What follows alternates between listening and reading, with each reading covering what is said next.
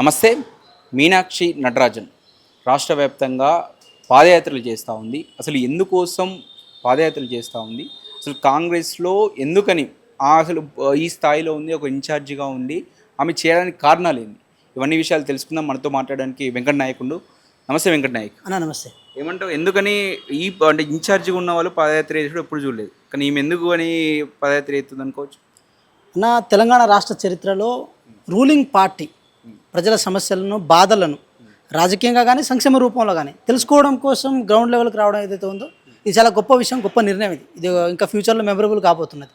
అయితే ప్రధానంగా ఒకటి మాత్రం వాస్తవం, భారతదేశ వ్యాప్తంగా రాహుల్ గాంధీ గారు భారత్ జోడో యాత్ర ఏదైతే చేసిరో అక్కడ దేశంలో ఉన్న ప్రజలకు ఆర్థిక, సామాజిక, రాజకీయ స్థితిగతులు వాటిని ప్రధానంగా తెలుసుకొని ప్రధానంగా ఈ దేశంలో ఉన్న ఎస్సీ, ఎస్టీ, బీసీ మైనారిటీ లెక్క హక్కు ఏదైతే ఉందో అది వాళ్ళకి అందివ్వాలంటే ప్రజల దగ్గరికి రావాలి, వాళ్ళలో తిరగాలి, వాళ్ళతో మాట్లాడాలి, వాళ్ళ బాధలను గాథను తెలుసుకోవాలని చెప్పి వాళ్ళు నిర్ణయం తెచ్చుకున్న తర్వాత ఈ భారతదేశ వ్యాప్తంగా అది ఎంత ఇంపాక్ట్ చూపిందన్న విషయం మనకు తెలుసు. అటు కాంగ్రెస్ పార్టీకి బలం చేకూర్చడంతో పాటు బీజేపీ కూడా ప్రభుత్వం ఏ నిర్ణయాలు తీసుకున్నా కూడా ఇది సోషల్ బ్యాలెన్సింగ్ వేలో నిర్ణయాలు తీసుకోవడం జరుగుతుంది. అదే బ్యాలెన్స్ నిర్ణయాలని తెలంగాణ రాష్ట్రంలో ప్రభుత్వం ఉంది కాబట్టి బీసీలకు సంబంధించిన 42% రిజర్వేషన్ కానీ, ఎస్సీ వర్గీకరణ కానీ, లేకపోతే వెల్ఫేర్ రూపంలో ఎస్సీ, ఎస్టీ, బీసీలు మైనార్టీలకి అటు ఇళ్ల విషయంలో కానీ, లేకపోతే రైతుల విషయంలో కానీ, మిగతా ఏ విషయంలో కూడా వెల్ఫేర్ స్కీమ్స్ను డిస్ట్రిబ్యూట్ చేయడంలో ఈ గవర్నమెంట్ ఏ విధంగా పనిచేస్తుందనే అంశాన్ని ప్రజల దగ్గర నుంచి వాళ్ళ దగ్గర నిలబడి వాళ్ళతో మాట్లాడి వాళ్ళతో నడిచి తెలుసుకుంటే బాగుంటుందని చెప్పి ఈరోజు మీనాక్షి నటరాజన్ గారు పాదయాత్ర చేస్తున్నారు. సార్, పరిగిలో స్టార్ట్ అయింది, 10 కిలోమీటర్ల వరకు నడక స్టార్ట్ అయింది. మేము కూడా దాంట్లో పాల్గొన్నాం, చాలా సక్సెస్ఫుల్గా అయింది. ప్రజలతో మాట్లాడారు, నాయకులతో మాట్లాడారు, కార్యకర్తతో మాట్లాడారు. అటు వెల్ఫేర్, అటు పాలిటిక్స్ ఈ రెండు అంశాన్ని బేస్ చేసుకుని మాట్లాడి ఈరోజు ఆంధ్రలో ఉంది, తర్వాత ఆరుమూరులో ఉంది, తర్వాత ఖానాపూర్లో ఉంది, తర్వాత చొప్పదండి క్యాన్సిల్ అయిందనుకుంటే అది మానకొండలో పెడుతున్నారు. తర్వాత ఏది వర్ధనపేట కానీ, ఖమ్మం కానీ, నకరికల్ కానీ, అచ్చంపేట కానీ, జూబ్లీహిల్స్ కానీ, ఇలా ఏదైతే అన్ని నియోజకవర్గాలు ప్రతి జిల్లా నుంచి ఒక నియోజకవర్గాన్ని తీసుకొని పైలట్ ప్రాజెక్ట్గా తీసుకొని అక్కడ నడిచి అక్కడ వాళ్ళ ప్రజలతో మాట్లాడడం జరుగుతుంది. మీరు చూడండి, స్వాతంత్ర ఉద్యమంలో కూడా మహాత్మా గాంధీ గారు స్వతంత్ర ఉద్యమం యొక్క విశిష్టతని అంటే ఇక్కడ సరే అందరు పాదయాత్రలు చేసారు, సాధారణంగా చేస్తూ ఉంటారు, అది కామన్. కాకపోతే ఇక్కడ ఇన్ఛార్జిగా ఉన్న వ్యక్తి చేయడం అనేది అధికార పార్టీ నుంచి అది కొంచెం సంచలనంగా లేదా? సరే, ఒకటి నేను చెప్తున్నా అంటే తెలంగాణ రాష్ట్రంలో ఎన్నికలు జరిగింది పార్టీ గుర్తు మీద. పార్టీ హామీలు ఇస్తుంది, ప్రభుత్వం దాన్ని నెరవేరుతుంది. అయితే ప్రభుత్వంగా కొన్ని ఆబ్లిగేషన్స్, కొన్ని కాంప్లికేషన్స్, కొన్ని రెస్ట్రిక్షన్స్ ఉంటాయి. కానీ పార్టీకి అట్లా ఉండదు. పార్టీ కనుక చిత్తశుద్ధి ఉండి, పార్టీ కనుక నిజంగా ప్రజల దగ్గర ఇది వాస్తవం, ఇది అవాస్తవం అని చెప్పి తెలుసుకునే భావన కనుక ఉంటే ఏ పార్టీ అయినా కావచ్చు, అటు కాంగ్రెస్ కావచ్చు, బీఆర్ఎస్ కావచ్చు, బీజేపీ కావచ్చు, ఏదైనా సరే ప్రజలకు వెళ్ళడానికి ఎటువంటి శశవిషయాలకు పోదు. కానీ బీఆర్ఎస్ ఆ పని చేయదు, 10 సంవత్సరాల్లో చేయలే. బీజేపీ పార్టీ అసలే చేయదు, ఎందుకంటే బీజేపీ పార్టీ ఎంతసేపటికి మీడియా, సోషల్ మీడియాలో మ్యానిపులేషన్, రాంగ్ ప్రొపగండా, ఇది తప్ప ప్రజలకు ఏం చేసినా అని చెప్పి క్లారిటీ ఇచ్చే సందర్భం లేదు. కానీ డేర్ చేసి మేము వెళ్ళినాం. ఒక మాట మీరు అర్థం చేసుకోండి అక్షిత్ గారు, డేర్ చేసి మేము వెళ్ళినాము. మేము ఇచ్చిన హామీల విషయంలో మేము ఎంతవరకు డెలివరీ చేసినాము. అదేవిధంగా సామాజిక కోణంలో భాగంగా సామాజిక, ఆర్థిక, రాజకీయ ట్రాన్స్ఫర్మేషన్ ఎంతవరకు ఉండాలని చెప్పి దాని మీద మాకు క్లారిటీ ఉంది కాబట్టి మేము పోగలిగినాం. మీరు చూసారా, ఎక్కడైనా ఆంధ్రప్రదేశ్లో చూసిరా, ఉమ్మడి ఆంధ్రప్రదేశ్లో ఉన్నప్పుడు చూసిరా, తెలంగాణలో చూసిరా? మహేష్ కుమార్ గౌడ్ చేయొచ్చు కదా అదే పాదయాత్ర, ఇన్ఛార్జ్ ఎందుకు చేయాలి? సార్, ఒకటి ఇప్పుడు మీరు చూడండి, ఢిల్లీ సంబంధించిన ఏదైనా ఇక్కడ నుంచి రిపోర్ట్ ఢిల్లీకి పోతుంది. ఒక సైక్లిక్ ప్రాసెస్లో ట్రాన్స్పరెంట్ వేలో పార్టీ నడుస్తుంది కాబట్టి రాహుల్ గాంధీ గారికి ఇక్కడున్న విషయాలను తెలియజేయడం వారి పాత్ర అయితే, అదేవిధంగా ఇక్కడ పార్టీ క్యాడర్ని, నాయకత్వాన్ని గైడ్ చేయడం కూడా మీనాక్షి మేడం గారి పాత్ర. సో మహేష్ కుమార్ గౌడ్ గారు, అదేవిధంగా మీనాక్షి నటరాజన్ గారు, వీళ్ళిద్దరు పార్టీకి ఇక్కడ చీఫ్.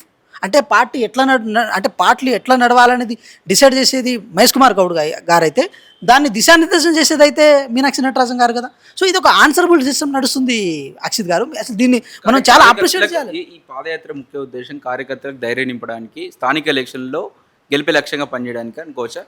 ఇది ఒక భాగం అయి ఉండొచ్చు, కానీ మెయిన్ అజెండా అయితే ఇది కాదు. మెయిన్ ప్రభావం పడవచ్చు ఇండైరెక్ట్గా. ఈ పాదయాత్ర వల్ల స్థానిక సంస్థల్లో, కార్యకర్తల్లో ఉత్సాహం అనేది రావచ్చు, కానీ ఇంటెన్షన్ అయితే యాత్రది ఇది కాదండి. Intention is crystal clear. సామాజిక, ఆర్థిక, రాజకీయ అంశాలలో అందరి పాత్ర ఉండాలనేది కాంగ్రెస్ పార్టీ యొక్క విధి విధానం, రాహుల్ గాంధీ గారి విధి విధానం, అది భారత్ జోడో యాత్ర యొక్క విధి విధానం. దాన్ని రాష్ట్రం వారిగా, ఈ రాష్ట్రంలో గవర్నమెంట్ ఉంది కాబట్టి 42% బీసీల రిజర్వేషన్ ఈ ప్రభుత్వం చేసింది. అటు బీజేపీ బీఆర్ఎస్ మెడలు వంచి మేము పని చేయగలిగినాం, బీజేపీ చేతిలో అస్త్రం ఉంది అది చేయొచ్చు అని చెప్పి వాళ్ళకి ఇండికేషన్ ఇవ్వడం కోసం ఈ పాదయాత్ర చేస్తున్నాం. అదేవిధంగా వెల్ఫేర్ స్కీమ్స్లో ఇంతవరకు మేము ఏం చేయగలిగినాం, ఇంకా ఏం చేస్తే బాగుంటుందని చెప్పి ప్రజల దగ్గర నుంచి ఫీడ్బ్యాక్ తీసుకోవడం కూడా చాలా ఇంపార్టెంట్. ఎందుకంటే governance is nothing but it's about the political interest. Akshit గారు పొలిటికల్ ఇంట్రెస్ట్ లేకుండా, అంటే political interest itself people interest లేకుండా ఎటువంటి గవర్నమెంట్స్ నడవవు. వాళ్ళ కోరిక మేరకు, వాళ్ళ ఆకాంక్షల మేరకు, వాళ్ళ యొక్క అవసరాల మేరకు ప్రభుత్వం నడిచినప్పుడే ఇట్స్ గుడ్ గవర్నెన్స్. అంతేగాని మా దగ్గర ఇప్పుడు మేము చేయాలనుకుంటున్నాం, మేము చేస్తాం, కొన్ని చోట్ల చేస్తాం, కొన్ని చోట్ల ఇప్పుడు దళిత బంధు ఉంది, వాళ్ళ అవసరాల రీత్యా కొన్ని చోట్ల చేసిరు, కొన్ని చోట్ల చేయలే, అంటే అవసరాల రీత్యా గవర్నమెంట్ నడవవు. ఒక బడ్జెట్ ఉంటుంది, దాన్ని ఎట్లా డిస్ట్రిబ్యూట్ చేయాలనే ఆలోచన ఉంటుంది. కాబట్టి ఇది ఒక ప్రభుత్వము పార్టీ ఈ రెండు కలిసి ట్రాన్స్పరెన్సీ వేలో తీసుకెళ్లడం కోసం చేస్తున్న ప్రయత్నం. దీన్ని తెలంగాణ ప్రజలు కూడా అదే చూసుకోవచ్చు. రేవంత్ రెడ్డి పాలన ఎలా ఉంది, ఫీడ్బ్యాక్ కోసం వెళ్ళినందుకోవచ్చు. ఒక మాట కానీ పాజిటివ్గా ఉంది కదా. మీరు ఒకసారి నిన్న పరిగి సభ చూడండి, ఒకసారి జనసందోహం చూడండి, ఎంత బాగా వచ్చారు. అంటే రేవంత్ రెడ్డి గారి పాలన బాగుందని ఇంతమంది వచ్చారు కదా. అక్షిత్ రెడ్డి గారు ఒక మాట, ఇప్పుడు ఒక అన్నం ఉడికిందా లేదని చెప్పి ఒక మెతుకు బయటికి తీస్తే సరిపోతుంది. ఇక్కడ మీరు ఇంకోటి కూడా చూడాలి. ఏదైతే బీఆర్ఎస్ పార్టీ సోషల్ మీడియా ఒక రాంగ్ ప్రొపగాండాని రాంగ్ వేలో ఎక్కడ ప్రొజెక్ట్ చేస్తుందో అది కొంచెం ప్రజల్లోకి తీసుకెళ్ళడానికి మా దగ్గర మార్కెటింగ్ కల్చర్ లేదు, మా దగ్గర మార్కెటింగ్ స్ట్రక్చర్ కూడా లేదు, మార్కెటింగ్ చేసుకునే అంత ఇది కూడా లేదని అనుకోండి. కానీ బీఆర్ఎస్ దాన్ని రాంగ్ వేలో ప్రొపగేట్ చేసినప్పుడు ఇదంతా కాదు. ఒకటే మాట, ప్రజల వద్దకే వెళ్దాం, మనం చేస్తున్న మంచి ఏదైతే ఉందో వాళ్ళకి అందుతుందా లేదని తెలుసుకుందాం. తప్పే ఉంది. ఇప్పుడు ఏ గవర్నమెంట్ కూడా 100% ఏది డెలివరీ చేయదు. ఎక్కడో ఒక చిన్న మిస్టేక్ అయినా అదేనా మనకు తెలుస్తుంది కదా. తెలిసినప్పుడు దాన్ని రెక్టిఫై చేసుకుందాము, తప్పే ఉంది. సో గౌరవ ముఖ్యమంత్రి గారు ఒక ప్రభుత్వ పెద్దగా వెళ్ళడానికి ఏం ప్రాబ్లం లేదు. కానీ కొన్ని అడ్మినిస్ట్రేటివ్ థింగ్స్ ఉన్నాయి, వాటిని చేయాల్సిన బాధ్యత వారికి ఉంటుంది. ఇంకా ఎంత గొప్ప విషయం ఏంటంటే గౌరవ ముఖ్యమంత్రి గారి యొక్క బ్రాడ్ మైండ్ సెట్తో జరుగుతున్న ప్రక్రియ ఇదంతా. వారు ఇచ్చిన ఫ్రీడమ్ ఏదైతే ఉందో, అది ఇన్ఛార్జ్ గారికి ఇచ్చిన ఫ్రీడమ్ కానీ, టీపీసీసీ అధ్యక్షుల గారికి ఇచ్చిన ఫ్రీడమ్ కానీ, పార్టీ నాయకత్వాన్ని కానీ, ఎగ్జిక్యూటివ్ కమిటీ కానీ అందరికీ ఇచ్చిన ఫ్రీడమ్ వల్ల ఆ ఫ్రీడమ్తో ఈరోజు ప్రజల వద్దకు వెళ్తున్నారు. గత గవర్నమెంట్ లాగా నేను ఆదేశిస్తే మీరు లోపలికి పోవాలి, నేను ఆదేశిస్తే మీరు మాట్లాడాలనే పద్ధతి లేదు కదా. సో బీజేపీ లాగా మేము చెప్తేనే మీరు ఏది బీజేపీ భారతీయ జనతా పార్టీ భవన్లో ప్రెస్ మీట్ పెట్టాలన్న ఆలోచన అయితే లేదు కదా. మా గాంధీ భవన్లో మాకున్న డెమోక్రసీలో భాగంగా గాంధీ భవన్లో ప్రెస్ మీట్ పెట్టవచ్చు, చెప్పొచ్చు, మాట్లాడవచ్చు, తప్పులను కూడా ఎక్స్పోజ్ చేయొచ్చు, ఎట్లనే చేయొచ్చు. It's internal democracy of party. ఆ ఇంటర్నల్ డెమోక్రసీని ఈరోజు రాష్ట్ర వ్యాప్తంగా పెనట్రేట్ చేయడం కోసం కాంగ్రెస్ పార్టీ ప్రభుత్వం పనిచేస్తుంది. అదేవిధంగా అటు పార్టీ పరంగా ప్రభుత్వ పరంగా ఒక మాట అక్షిత్ గారు, పార్టీ బలంగా ఉంటేనే ప్రభుత్వం ఏర్పడడానికి అవకాశం ఉంటుంది. పార్టీ బలంగా లేనప్పుడు ప్రభుత్వం ఎందుకు ఏర్పడుతుంది? ఏర్పడదు కదా. సో ఇది కాంగ్రెస్ ప్రభుత్వానికి ఉన్న కృతజ్ఞత. కాంగ్రెస్ పార్టీ గుర్తు మీద ప్రజలు నమ్మకంగా ప్రభుత్వాన్ని ఓటేసారు కాబట్టి, ఓటేస్తేనే ఈరోజు ప్రభుత్వం ఏర్పడింది కాబట్టి ఆ ప్రభుత్వం ద్వారా ప్రజలకు ఏమి ఇవ్వాలనే విషయం మీద పార్టీ ప్రధానంగా ఒక నిర్ణయం తీసుకుంది. ఆ నిర్ణయమే జనహిత యాత్ర. జనహిత యాత్ర అంటే జనాలకు మంచి చేయడం కోసం చేసిన యాత్ర తప్ప జనాలను మళ్ళీ ఓట్ల రూపంలో గుంజుకోవాలనే ఒక సంకుచిత మనస్సుతో ఈ యాత్ర కాంగ్రెస్ ప్రభుత్వం చేయదు, కాంగ్రెస్ పార్టీ చేయదు. మీరు చూడండి, నిన్న నేను పరిగి యాత్రకు పోయిన తర్వాత కూడా ఏదైతే భారత్ జోడో యాత్రలో ఆ యాత్రలో ఏదైతే మనం జోష్ చూసినాం, అదేవిధంగా గౌరవ ముఖ్యమంత్రి గారు రేవంత్ రెడ్డి గారు చేసిన యాత్ర కానీ, దాంతోపాటు భట్టి విక్రమార్క గారు చేసిన యాత్ర కానీ, ఈ యాత్రలో ఆ రోజు 2023 ఎలక్షన్ కంటే ముందు ఏదైతే జోష్ చూసినామో ఇదే జోష్ ఈరోజు చూసినాం. ఆ రోజేమో బాధితులుగా వాళ్ళ కడుపు మంటగా ఏది యాత్రలో కానీ సభలో కానీ వచ్చారు. ఈరోజు ఏది పొందిన వాళ్ళు చాలామంది ఆ ఫలాన్ని పొందిన వాళ్ళుగా, అయితే రైతు రుణమాఫీ విషయంలో కానీ, లేకపోతే సంక్షేమ ఫలాల విషయంలో కానీ, సన్న బియ్యం విషయంలో కానీ, ఇళ్ల విషయంలో కానీ మాకు ఇది వచ్చింది. కనీసం ఇప్పుడు మా ఇంటి పక్కన ఆయనకు ఒకటి వచ్చింది, తర్వాత మాకు వస్తుందేమో, తర్వాత మాకంటే వేరే వాళ్ళకి వస్తుంది. అంటే ఈ సైక్లిక్ ప్రాసెస్లో భాగంగా ఆ ఆశ ఏదైతే ఉందో ఇప్పటికీ కాంగ్రెస్ పార్టీ మీద సజీవంగా ఉండబోతుంది అక్షిత్ గారు. ఆ విషయంలో ఎటువంటి విషయాలు లేవు. కానీ ఎంతైనా సరే మా జాగ్రత్తలు మేము ఉండాలి. మేము ఏదో అధికారంలో రాగానే జూబ్లీస్లో కూర్చోవాలి, బంజారాహిల్స్లో కూర్చోవాలి, మేమంతా పెద్ద పెద్ద కార్లో తిరగాలి, ఇలాంటి ఆలోచన కాంగ్రెస్ పార్టీ నాయకులకు లేదు, కాంగ్రెస్ పార్టీకి లేదు. ఇదంతా సోషల్ బ్యాలెన్సింగ్లో భాగంగా, సోషల్ ఇంజనీరింగ్లో భాగంగా, పొలిటికల్ బ్యాలెన్సింగ్లో భాగంగా ప్రజలకి, కార్యకర్తలకి, నాయకులకి అధిష్టానానికి మధ్య ఏదైతే ఒక లింక్ సిస్టమ్ ఉంటుందో ఆ చైన్ సిస్టమ్ ఎక్కడ బ్రేక్ కావద్దు. అది ఏ పార్టీలోనైనా అది ఎప్పుడైతే బ్రేక్ అవుతుందో ఆటోమేటిక్గా ప్రజలకు అందాల్సినవి అందవు, ప్రజల ఆకాంక్షల మేరకు ప్రభుత్వాలు పనిచేయవు, పార్టీల యొక్క విధి విధానాలు కూడా ప్రజల ఆకాంక్షల మేరకు మేనిఫెస్టోలో రూపొందించడానికి అవకాశం ఉండదు. కాబట్టి వీటన్నిటిని దృష్టిలో పెట్టుకుని మేము కూడా ఒకటి అనుకున్నాం అక్షిత్ గారు, తెలంగాణ అనేది మాకు రోల్ మోడల్. అది చాలా విషయాల్లో రోల్ మోడల్. ఆ రోల్ మోడల్ని దేశవ్యాప్తంగా రేపు రాబోయే రోజుల్లో రాహుల్ గాంధీ గారు ప్రధాని అయిన తర్వాత దాన్ని ఇంప్లిమెంట్ చేయాలన్నా కూడా తెలంగాణ రాష్ట్రంలో ఉన్న ప్రతి స్ట్రక్చర్ని అబ్జర్వ్ చేయాల్సిన బాధ్యత ఏసీ ఇన్ఛార్జ్ గారికి ఉంటుంది. మీరు చూడండి, ప్రతిసారి ఏసీ ఇన్ఛార్జ్ గారు వస్తే నాయకుల దగ్గర నుంచి ఎమ్మెల్యేల దగ్గర నుంచి కానీ ఏది కార్యవర్గం వాళ్ళ దగ్గర నుంచి కానీ ఫీడ్బ్యాక్ తీసుకొని వెళ్ళేవాళ్ళు. సో మీనాక్షి నటరాజన్ గారు కార్యకర్తల నుంచి ప్రజల నుంచి ఫీడ్బ్యాక్ తీసుకెళ్ళగలుగుతున్నారంటే ఇది ఎంత గొప్ప విషయము. ఈ విషయం బీజేపీలో నడుస్తుందా? బీజేపీలో అసలు ఇన్ఛార్జ్ల పేరు తెలుసా అక్షిత్ గారు? మనకు ఒక ఇన్ఛార్జ్ పేరైనా మనం యాద్ తెచ్చుకుంటామా? మీరు చూడండి, కాంగ్రెస్ పార్టీలో ఒక ఇన్ఛార్జ్ పేరు కూడా ప్రతి కార్యకర్త పలకగలిగే పొజిషన్ రాగలిగితే that's goodness of Congress party, that's a greatness of Congress party అని మేము బలంగా నమ్ముతున్నాం. దీన్ని ఒకటే తెలంగాణ ప్రజలారా మీరు అర్థం చేసుకోండి. మీ బాధలను కానీ గాథలను కానీ వినడానికి కాంగ్రెస్ పార్టీ ఎప్పటికీ సిద్ధంగా ఉంది.